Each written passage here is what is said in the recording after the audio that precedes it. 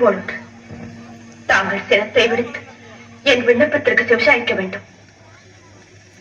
தாட்சாயணி, அனைத்து உணர்ந்தவள். ஆத்திரப்படும்படி ஏதும் கேட்க மாட்டா என்பது எமக்கு தெரியும். பிள்ளைகள் வளர்ந்து ஆளாகிவிட்டார். பெற்றோர்களுக்கு கட்டுப்பட்டவர்கள் தானே. ஆண் பிள்ளையாக இருந்தால் அந்திய காலம் வரை பெற்றோருக்கு கட்டுப்பட்டவன். பெண்ணாக பிறந்து விட்டார். பருவம் அடைந்த பிறகு மற்றொருவனுக்கு மாலையிட்டு விட்டால் கணவனுக்கு தான் கட்டுப்பட்டவன். மற்றொருவருக்கு மாலையிட்ட பின் பெற்றவர்களை அந்த பெண் மறந்துவிட வேண்டியதுதான். சுற்றி வளைத்து நீ எங்கு வருகிறாய் என்று எமக்கு புரிகிறது. சுருக்கமாக சொல். சுவாமி, கோபப்பட்டு விடாதீர்கள். மறுமுறையும் மன்றாடி கேட்டுக் கொள்கிறேன். என்ன கேட்கப் போகிறாய்? என் தந்தை தட்சன் நடத்தும் யாகத்திற்கு சென்று வர வேண்டும் என்று மனதில் தோன்றுகிறது. உத்தரவு கொடுப்பீர்களா? என்னை அவமானப்படுத்த வேண்டும் என்பதற்காகவே எனக்கு அழைப்பு விடுக்காமல் யாகத்தை தொடங்கி இருக்கிறான் தட்சன். எனக்கு வழக்கமாக சேர வேண்டிய அவர் பாகத்தையும் தர மறுக்கிறார். அப்படிப்பட்ட கொடியவன் நடத்தும் யாகத்திற்கு நீ செல்வதா? உன் தந்தையாக இருப்பதா? அவன் கடலை மறைப்பதா? அதற்கு நான் உத்தரவு தருவதா? அவர் அழைக்க மறுத்ததையும் அபிர்வாகம் கொடுக்காமல் இருப்பதையும் குற்றம் என்று சுட்டிக்காட்டும்.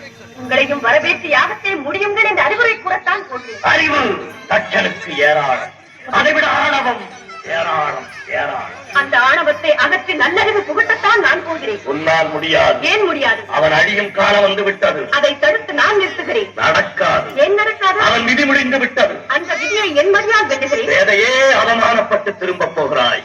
இல்லை, என் தந்தை ஈசனுக்கு விரோதி என்ன என்ற அளவிற்கு அவர் மனதை மாற்றிவிட்டு வெற்றியுடன் திரும்பி வருகிறேன். ஒரு பெண்ணிற்கு சார்ந்த வீடு சாஸ்வதமா அல்லது புகுந்த வீடு நிரந்தரமா? இதற்கு பதில் சொல்லிவிட்டு பிறந்த வீட்டிற்கு பெருமையும் புகுந்த வீட்டிற்கு நற்பெயரும் தேடி தருவதுதான் பெண்ணிற்கு அண்மை. ஆனால் நீ கணவன் சொல்ல மீறி தந்தையை காண செல்லுகிறாய். என்ன செய்வது? பாசம் என்னை தூண்டுகிறது. வரத்த கொடுமை என் நெஞ்சத்தை வாட்டுகிறது. போவது உங்களுக்கு பிடிக்கவில்லை, போகாமல் இருக்க என்னால் முடியவில்லை. அய்யனே, பிறந்த வீட்டிற்கும் புகுந்த இடத்திற்கும் விரோதம் ஏற்பட்ட பிறகு பெண்ணாக பிறந்தவள் இருப்பதை விட இறப்பதே மேல்.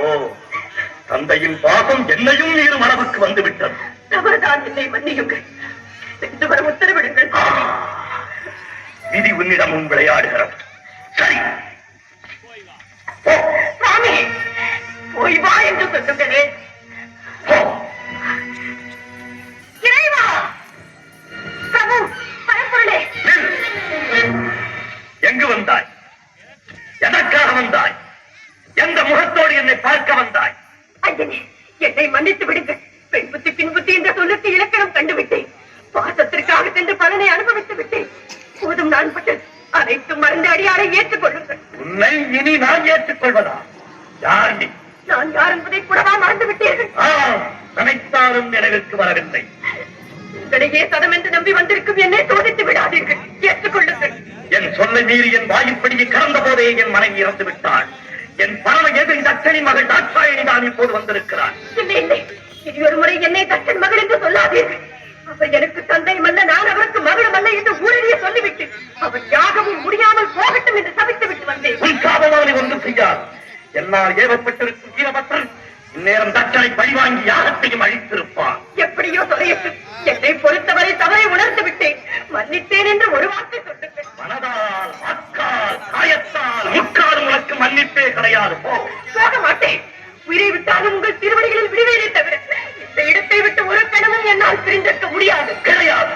என்னோடு சேர்ந்து வாழும் பாக்கியம் இனி உனக்கு கிடையாது. சோதித்தது போதும். இனி வேதனையை என்னால் தாழ முடியாது. ஏற்றுக்கொள்ளுங்கள். சக்தி, இரவை மறந்து தக்கன் மகள் என்ற பாசத்தால் தவறு செய்து விட்டாய். இதற்கு தக்க தண்டனை நீ என்னை பிரிந்திருக்க வேண்டிய. தவறு செய்வது மனித இனம், மன்னிப்பது தெய்வீக குணம் என்று உலகிற்கே உபதேசம் செய்த தாங்களா இப்படி பேசுகிறீர்கள்? உன் தவறுக்கு மன்னிப்பே கிடையாது. போ. அப்படி முடிவு கட்டி விடாதீர்கள். என்னை பிரிந்து தனிமையில் இருக்க வேண்டாம். உன் துறை இனி எனக்கு தேவையில்லை. உலகில் இனி நாமே தனித்து இயங்கிக் கொள்வோம். உறுதியாகத்தான் சொல்கிறீர்களா? இறுதியாகவும் சொல்லுகிறேன். எங்கே? என்னை பார்த்து இனி ஒரு முறை சொல்லுங்கள். உன் முகத்தை பார்க்கவும் தயாராகில்லை. ஈசனே, என் துணையின்றி உம்மால் ஒரு காலம் தனித்து இயங்க முடியாது என்பதை நன்றாக நினைவில் வைத்துக் கொள்ளும். சக்தி, ஆணவத்தால் அழியாதே. சர்வம் சிவமயம். சப்த ரிஷிகள், பூதகணங்கள் மற்றும் உங்கள் சகாக்கள் அனைவரையும் அழைத்து கேளுங்கள். சக்தி இல்லை, என் சிவம் இல்லை என்று தக்க பதில் கூறுவார்கள்.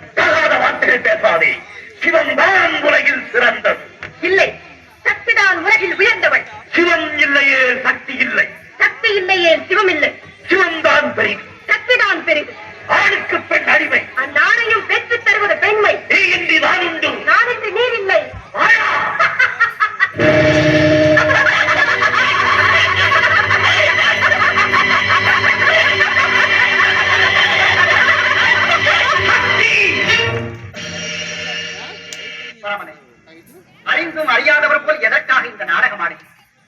சக்தி இல்லையே சிவம் இல்லை, சிவம் இல்லையே சக்தி. இருவரும் சேர்ந்திருப்பதுதானே உலகம்.